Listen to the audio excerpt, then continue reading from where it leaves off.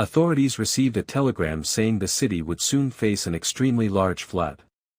However, the senior officials dismissed it. There had been no rain recently, and the region was currently experiencing a drought, so the idea of a flood sounded completely absurd. But when the governor saw the sender's name on the telegram, he began to take it seriously. The telegram had been sent by the country's famous hydrologist, Tremor. Tremor measured and recorded the water level every day. Recently he noticed that the water level had been rising rapidly and the current had become unusually fast. So he immediately sent a telegram to the government.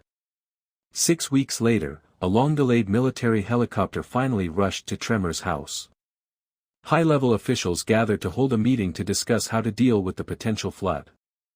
However, an elderly professor from the Hydrology Bureau raised the opposite opinion.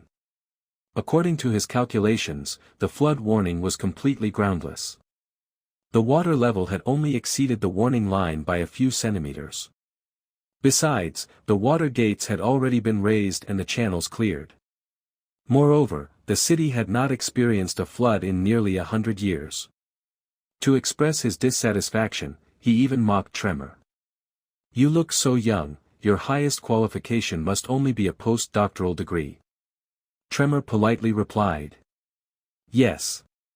Compared with theory, I prefer field investigation." The next day, Tremor took an officer with him for further on-site observations. When they reached a dark area by the river, he suddenly lay down on the ground and ordered the officer to do the same. With their ears pressed to the ground, they could clearly hear the roaring sound of rushing underground water. Tremor told the officer that if things continued at this rate, and the water level rose